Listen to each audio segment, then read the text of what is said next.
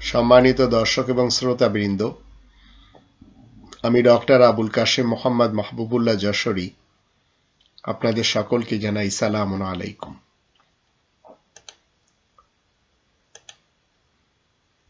সুন্নাতে ইলাহি কি? সুন্নাতে আল্লাহ কি? বাংলাদেশে গরমের আসল রহস্য কি? এর জন্য ইস্তেসকার নামাজ, ফারাক্কা বাঁধ, বৃক্ষ নিধন, এগুলি নিয়ে যদি আমরা একটু আলোচনা করি তাহলে এর সুরাহা আমরা পেতে পারি। এই কোরআনের 4 নম্বর সূরা আন-নিসা এর 79 নম্বর আয়াতে আল্লাহ বলছেন, মুহাম্মাদুর রাসূলুল্লাহর মাধ্যম দিয়ে আমরা জানতে পারি, মা আসাবাকা মিন হাসানাতিন ফামিন আল্লাহ ওয়া মা আসাবাকা মিন সাইয়্যাতিন ফামিন নাফসিক ওয়া আরসালনাকা লিন-নাসি রাসূলা ওয়া কাফা বিল্লাহি শাহীদা। আর 80 নম্বর আয়াতে হচ্ছে, মান ইউতিইর রাসূলা ফাকাদ আতা আল্লাহ ওয়া মান তাওয়াল্লা ফামা আরসালনাকা আলাইহিম হাফিযা। তোমার যা কিছু কল্যাণ হয় তা আসে শুধু আল্লাহ তাআলার কাছ থেকে, আর যা অমঙ্গল ঘটে সে তো শুধু নিজের কৃতকর্মের কারণেই ঘটে।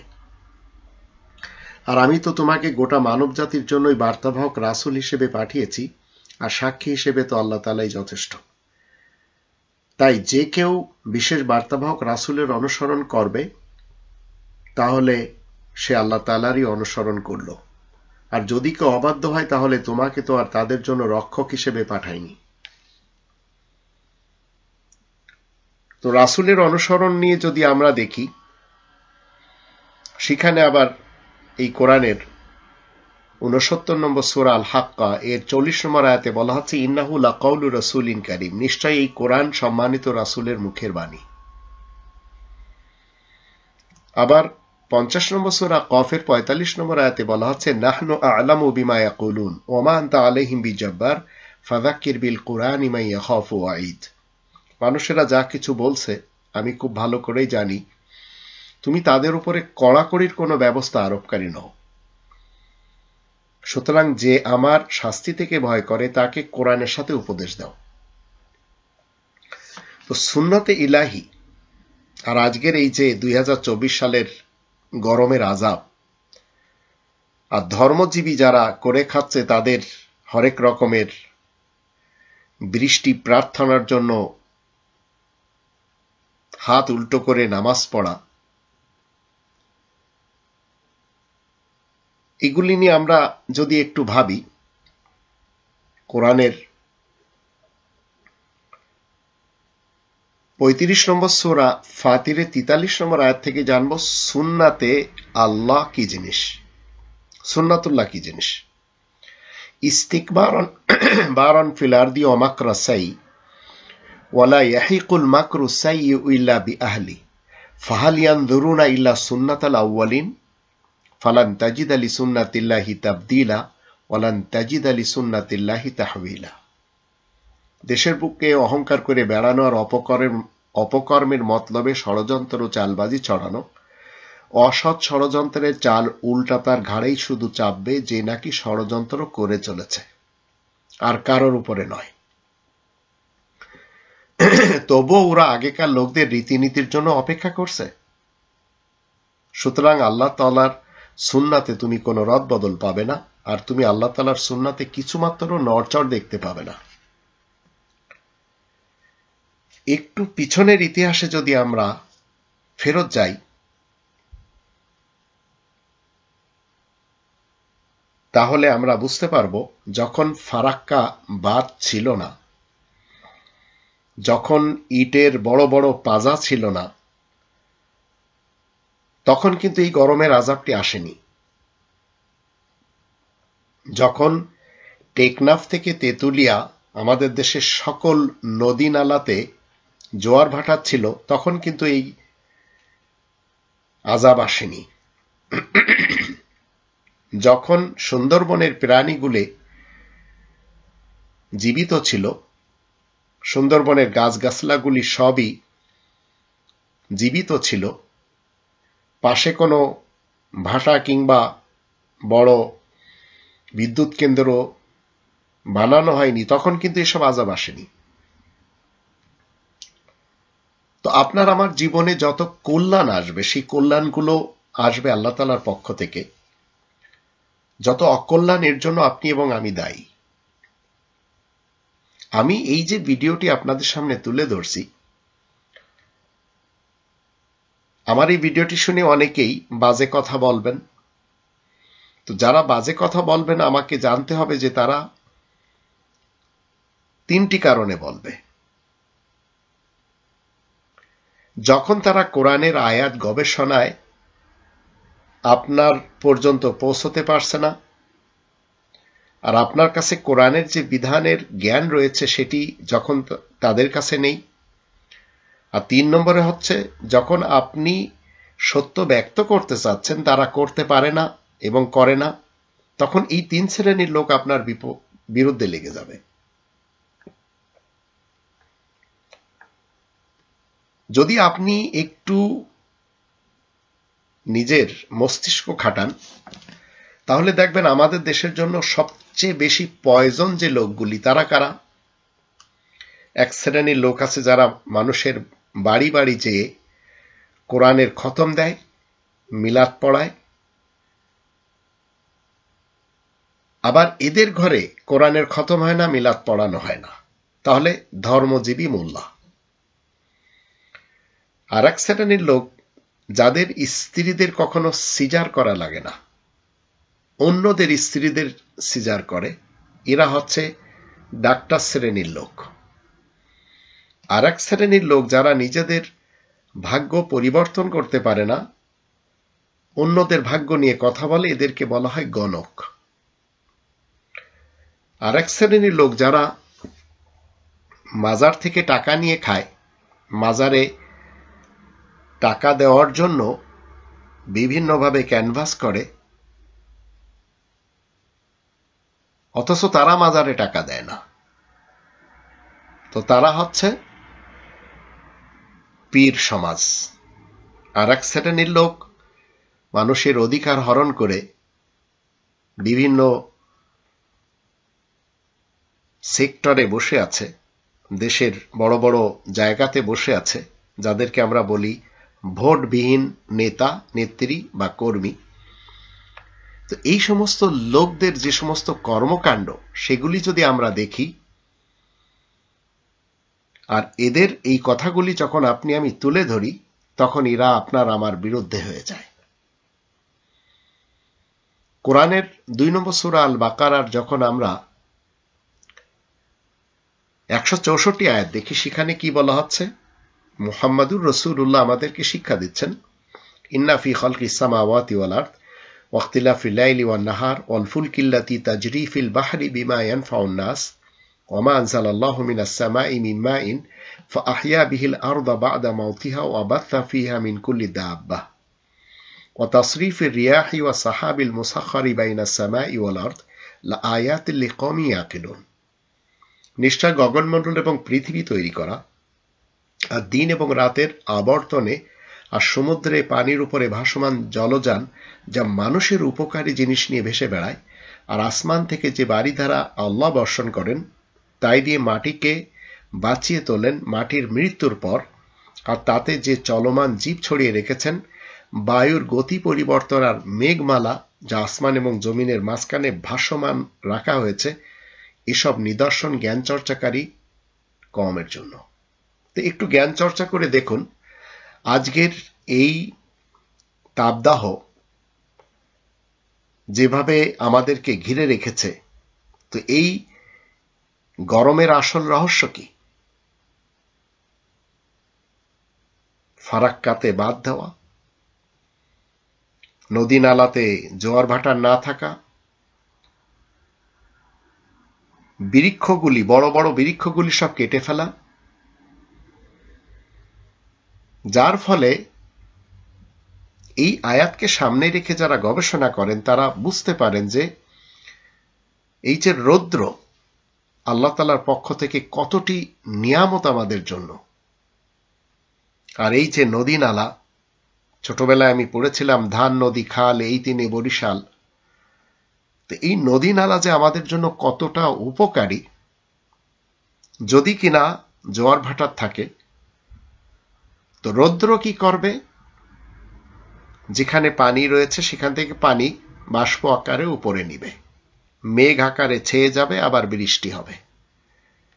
কিন্তু পানি যদি না থাকে তাহলে মেঘ তৈরি হবে কোত্থেকে, বৃষ্টি নামানো হবে কিভাবে? তো ফারাক্কা বাঁধ, এটি নিয়ে আসুন আমরা সবাই কথা বলি, যার কারণে আজ আমাদের দেশের মাটিগুলি মরে গেছে, যার কারণে আমাদের দেশের মানুষ এবং পশ্চিম বাংলার মানুষ কষ্টে আছে।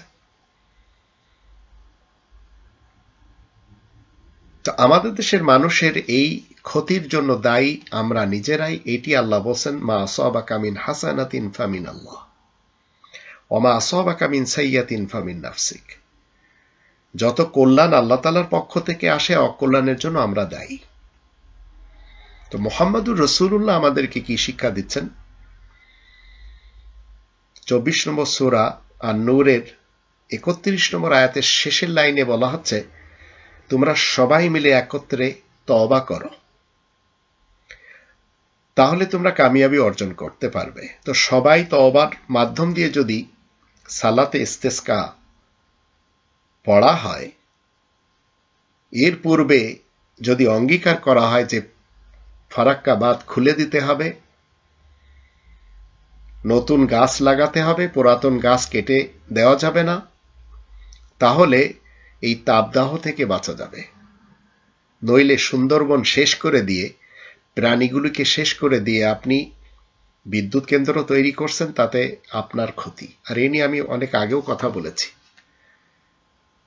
এই রৌদ্র যখন পানি বাষ্প আকারে উপরে নেয়, আর সেই বাষ্প আকারে পানি যখন মেঘ হয়, এই মেঘ যখন উড়ে অন্যত্র চলে যায়, তখন আপনার এলাকাতে তো বৃষ্টি নামতে পারে না। আর যদি বৃষ্টি নামেও তো পরিপূর্ণরূপে নামতে পারে না। এমত অবস্থায় আপনার আমার এই কষ্ট সহ্য করতে হবে, আর এর জন্য আপনি এবং আমি দায়ী।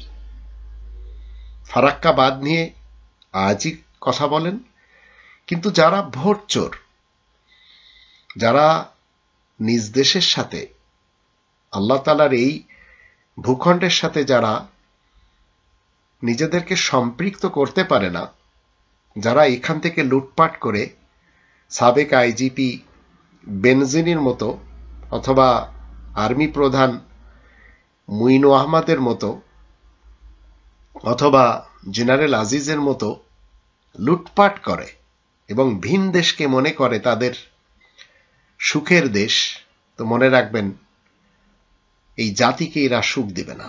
তো আপনাকে আমাকে কথা বলতে হবে, কারণ মুহাম্মদুর রাসূলুল্লাহ আমাদেরকে কি শিক্ষা দিয়েছেন?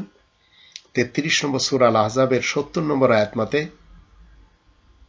সদা সত্য কথা বলতে হবে।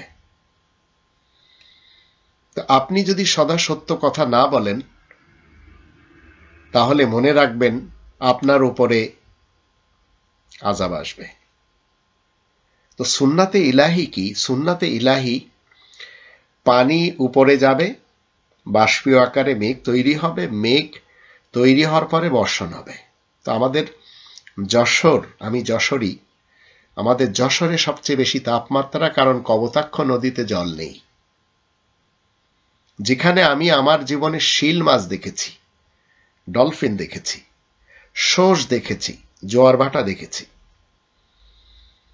এবং কয়েকটি হাটে তো আমার যাওয়া আসা ছিল। সুরিঘাটা হাট বলেন, সাগরডাড়ি বলেন, অথবা পাটকেলঘাটা বলেন, বা চিংড়ে বাজার বলেন, এই সমস্ত জায়গা থেকে আমি দেখতাম নৌকা ভরে ভরে কাঁচামরিচ, বেগুন, কপি এসব ঢাকাতে আসতো।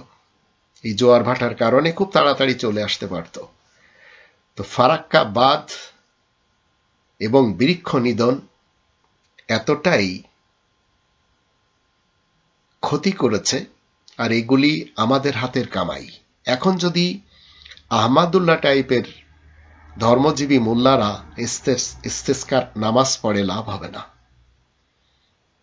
আর আহলে হাদিস বলেন, সুন্নি শিয়া বলেন, এরা যদি সকলকে সাথে নিয়ে একত্রিত না হয়, ফারাক্কা বাঁধের একটি যদি সুরাহা না করে, বৃক্ষ নিধনের জন্য অঙ্গীকার না করে, তাহলে মনে রাখবেন এই আযাব একের পর এক আসতে থাকবে। আরবের মরুভূমিতে আপনি যান, দেখবেন সেখানকার যে তাপ, সেই তাপ থেকে বাঁচার জন্য তারা কিন্তু যে পোশাক ব্যবহার করে সেটি পুরা শরীরটা ঢাকার পোশাক। যদিও এই মূর্খ আরবেরা এয়ার কন্ডিশনের ভিতরেও এই একই পোশাক পরে। আবার আমাদের দেশের মূর্খ আরবদের অনুসারীরা দেখবেন গোল জামা পরে পুরা বদন ঢেকে ফেলেছে। তো কোরআনের 7 নম্বর সূরা আল আরাফের 26 নম্বর আয়াত মতে এরা পোশাক পরে না। আর এক শ্রেণীর নারীরা উলঙ্গ হয়ে চলছে। তো পুরুষেরা যেখানে মাথায় রুমাল পরে মাথা ঢাকছে, টুপি পরে ঢাকছে, পাগড়ি পরে ঢাকছে, পুরা বদন ঢাকছে, এগুলি ইসলামের পোশাক না। ইসলামের পোশাক হচ্ছে সতর ঢাকার পোশাক পরতে হবে নারী পুরুষ সকলের জন্য।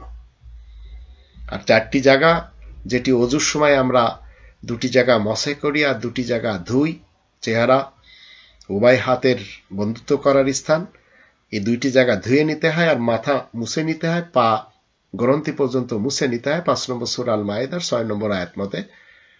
এই জায়গাগুলি নরমাল কি হয়, খোলা রাখতে হয়। কোরআনে কোথাও মুহাম্মদুর রাসূলুল্লাহ আমাদেরকে শিক্ষা দেননি মুখ ঢাকা বোরকা পরতে হবে, মাথা ঢাকতে হবে, এই ধরনের কথা কোরআন কখনো বলে না। তো ধর্মজীবীদের পিছনে যারা চলে গেছে এরা তো কখনো সদাসত্য কথা বলবে না। তো সদাসত্য কথা না বলার কারণে আজ আমাদের দেশে ঠিক যেভাবে ভারতের পণ্য বয়কটের জন্য ডাক দেওয়া হয়েছে, ভারত প্রেমী যে সমস্ত মোল্লা রয়েছে এদেরকেও যদি আপনি বয়কট না করেন, তাহলে আপনার দেশ অন্তত কখনো কি হবে না, আপনার দেশ কখনো সুখ পাবে না। তো আল্লাহ তাআলার সুন্নাত সেটি কি? আল্লাহ তাআলার সুন্নত নিজ গতিতে চলে।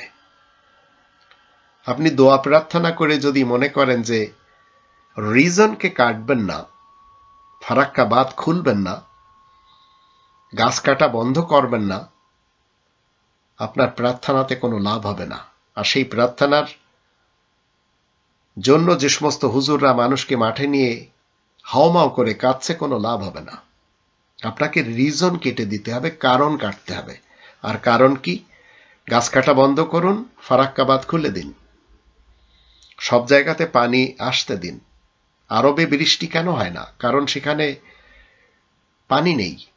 আবার দুবাইতে যে কাজটি আল্লাহ তাআলা করে দেখালেন, সেটি 40 বছরেও তারা কখনো চিন্তা করেনি যে দুবাইয়ের এই করুণ অবস্থা হবে। তো আল্লাহ রাব্বুল আলামিনের সুন্নাত, এটি প্রার্থনার মাধ্যম দিয়ে, দোয়ার মাধ্যম দিয়ে, নামাজের মাধ্যম দিয়ে পরিবর্তন করা যায় না। আল্লাহ তাআলার সুন্নাত সুন্নাতের গতিতে চলে। যদি প্রার্থনার মাধ্যম দিয়ে, দোয়ার মাধ্যম দিয়ে আল্লাহ তাআলার রীতিনীতি পরিবর্তন করা যেত, তাহলে আল্লাহ তাআলা শান্তির রাজ্য এই পৃথিবীতে আরো বিপর্যয় নেমে আসত। কারণ একদল দোয়া করত যে আল্লাহ পানি দেন, আর একদল দোয়া করত আল্লাহ খরা দেন। যেমন ধরুন আমাদের দেশের মানুষ, এরা যারা ভারতকে পছন্দ করে, এরা বলতো যে আল্লাহ ভারতে বৃষ্টি দেন, আর যারা পছন্দ করে না তারা বলতো যে আল্লাহ ভারতে বৃষ্টি রুকে দেন। ঠিক পাকিস্তানের ব্যাপারে একই কথা। আবার বিএনপি মার্কা মুসলমান যারা রয়েছে, তারা বিএএল মার্কা মুসলমান যারা রয়েছে, এরা ওদের বিরুদ্ধে আল্লাহ তাআলাকে দোয়ার মাধ্যম দিয়ে শেষ করে দিত, আর ওরা এদেরকে আল্লাহ তাআলার কাছে দোয়া করে শেষ করে দিত। তো মানুষ দোয়া করে মনের প্রশান্তি লাভের আশায়, কিন্তু দোয়ার ব্যাপারে যে সুন্নাতে আল্লাহ রয়েছে সেটি কিন্তু এরা মানতে রাজি না। বিশেষ করে আমাদের বঙ্গদেশের মুসলমান সমাজ। কারণ এরা মুহাম্মদুর রাসূলুল্লাহর মাধ্যম দিয়ে কোরআনের সন্ধান পায়নি। এরা আরব ইতিহাসের কোনো ব্যক্তির মাধ্যম দিয়ে ফলসফা এবং হাদিসের সন্ধান পেয়েছে। কোরআন আমাদেরকে শিক্ষা দিয়েছে চোরের হাত কর্তন করে দিতে হবে। চোরের হাত কর্তন করা যে শিক্ষা দিয়েছে সেই কোরআনের শত্রু। তো আজ আমাদের দেশে খরা পড়েছে, তাপদাহ আমরা দেখতে পাচ্ছি। এই যে আযাব, এই আযাব থেকে বাঁচার জন্য আপনাকে কি করতে হবে? ফারাক্কা বাঁধ খুলে দিতে হবে, গাছপালা কাটা যাবে না। তা আমাদের ধর্মজীবী মৌলবী সমাজ কি শিক্ষা দিচ্ছে? দোয়া করার মাধ্যম দিয়ে রিজন কর্তন না করে আল্লাহ তাআলার সামনে কান্নাকাটি করলে মনে শান্তি আসে। তো মনে রাখবেন, এর মানে কখনো এটি হয় না যে দোয়া কিংবা কান্নাকাটি করে মানুষ আল্লাহ তাআলার সুন্নাতকে এবং সুন্নাতের গতিপথকে নিজস্ব গতিতে পরিচালিত করে আল্লাহকে আয়াত্ত করবে, এটি কখনো সম্ভব না।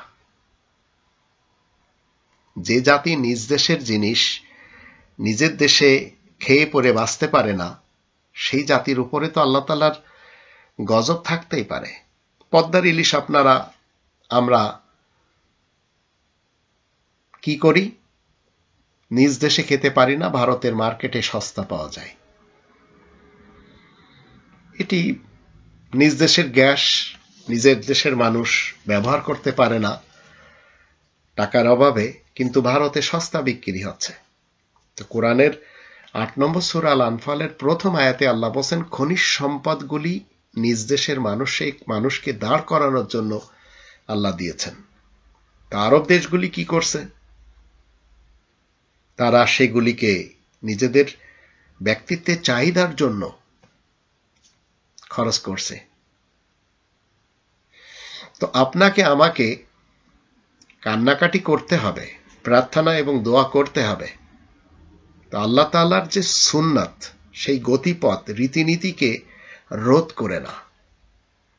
আমাদের দেশের ধর্মজীবী মৌলবী সমাজ দেখবেন কথায় কথায় কি বলে যে আল্লাহ কাফেরদের বাড়িঘর ধ্বংস করে দাও, ইহুদি খ্রিস্টানদেরকে ধ্বংস করে দাও।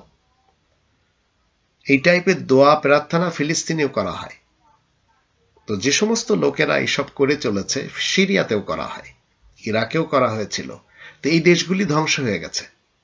কারণ আল্লাহ তাআলার দৃষ্টিতে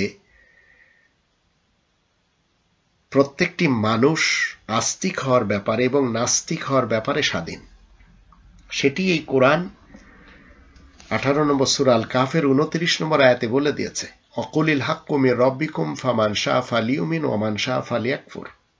তুমি বলে দাও, মহাসত্য তোমাদের রবের পক্ষ থেকে এসেছে, যার ইচ্ছা মানবে, যার ইচ্ছা অমান্য করবে। তো এখন আপনি যদি মনে করেন যে ও যদি না মানে ওকে মুন্ডু কেটে দিতে হবে, গুলি করতে হবে, তো ধর্মের নামে যত মানুষ মরেছে আল্লাহ তাআলা শান্তির রাজ্যে, এত মানুষ পলিটিক্সের নামেও মরেনি, যদিও কম না। তো প্রার্থনা আপনি করেন, কিন্তু রিজন কেটে তারপরে প্রার্থনা করেন। আপনি যদি বৃক্ষ নিধন করে আল্লাহ তাআলার কাছে বৃষ্টি এবং তাপমাত্রা কমানোর জন্য দোয়া করেন, আপনি যদি ফারাক্কা বাঁধ খুলে না দিয়ে ইস্তেসকার নামাজ পড়েন, তো এতে বৃষ্টি নামানো যায় না, দোয়া কবুল করানো যায় না। যদি শুধু দোয়াতেই সব কাজ হতো, তাহলে তো আমি আল্লাহকে কি বলতাম যে আমার মৃত বাবাকে জীবিত করে দিন। এইগুলি সম্ভব না। তো এই ধর্মজীবী আগুনখোর মৌলবীদের পিছনে আপনাকে এবং আমাকে পড়া উচিত না।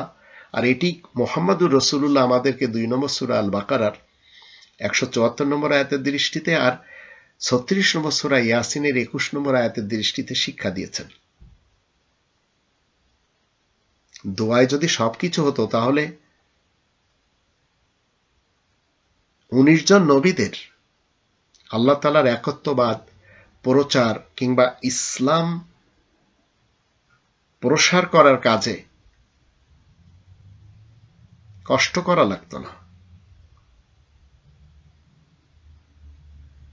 19 জন নবীরা প্রার্থনা করে ইসলামকে প্রচার করে দিতেন, কিন্তু 5 নম্বর সূরা আল মাইদার 67 নম্বর আয়াত মতে বলা হচ্ছে, ইয়া আইয়ুহার রাসূল বাল্লিগ মা উনজিলা ইলাইকা মির রাব্বিক, হে বিশেষ বার্তাবাহক রাসূল, তুমি তাবলীগ করো সেই জিনিসের যা তোমার দিকে তোমার রবের পক্ষ থেকে নাজিল হয়েছে।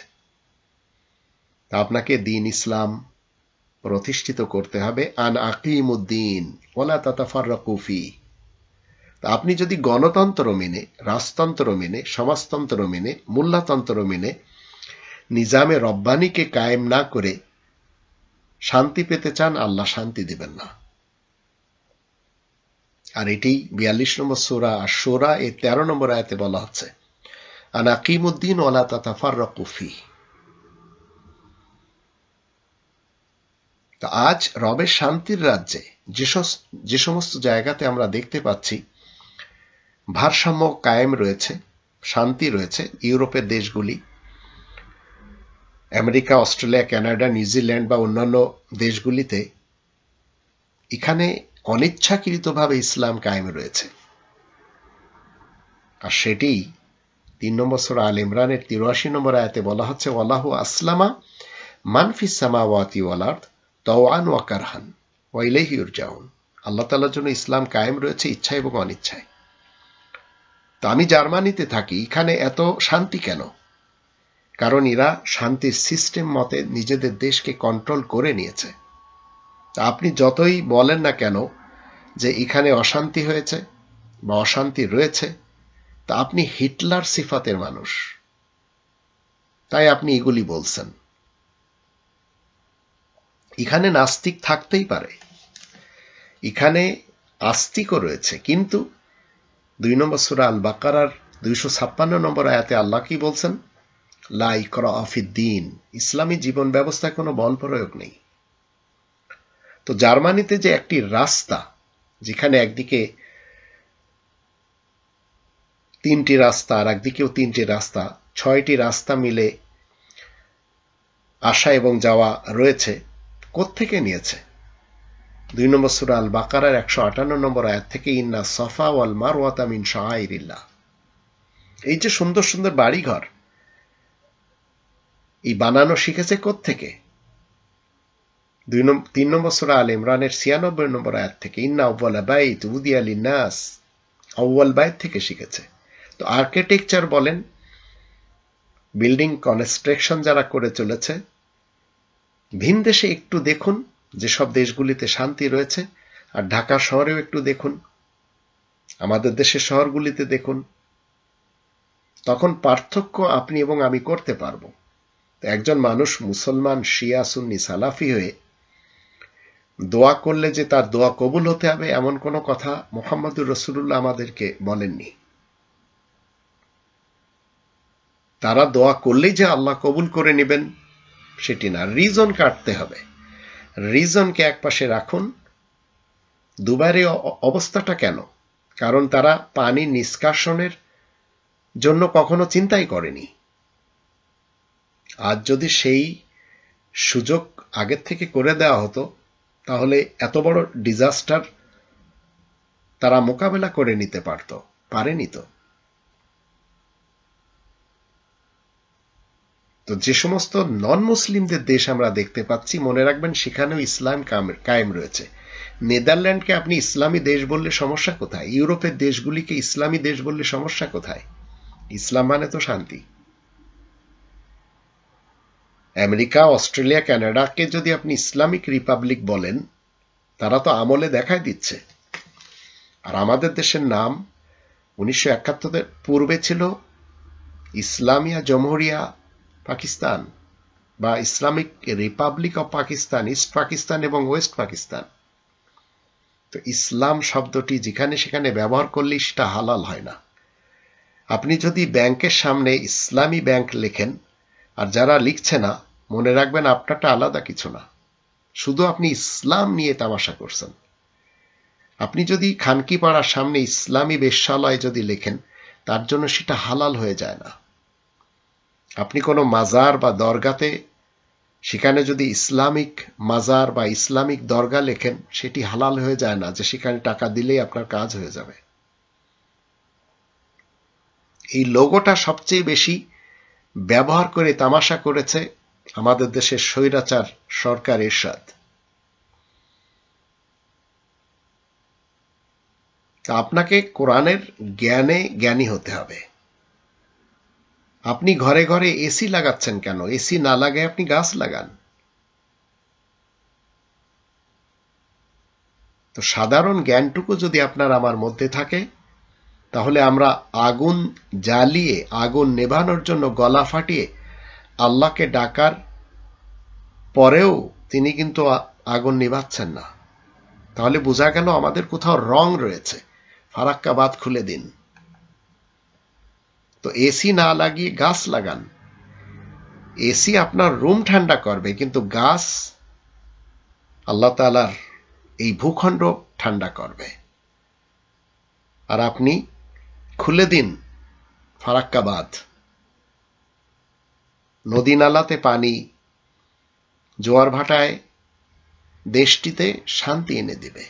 তারপরে যদি আপনি মনে করেন যে আমার ইস্তেসকা নামাজ পড়তে হবে, তো রিজন কেটে দেওয়ার পরে যখন পড়বেন তখন সেটি আল্লাহ শুনবেন।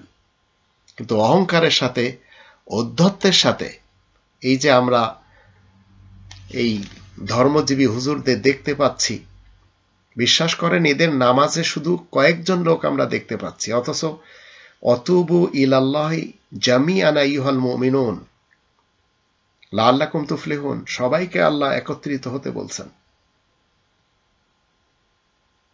আমাদের ধর্মজীবী আগুনখোর বক্তারা সেটি বলবে না। আর যখন আমি যশোরী বলি তখন আমাকে গালি শুনতে হয়। সমস্যা নেই।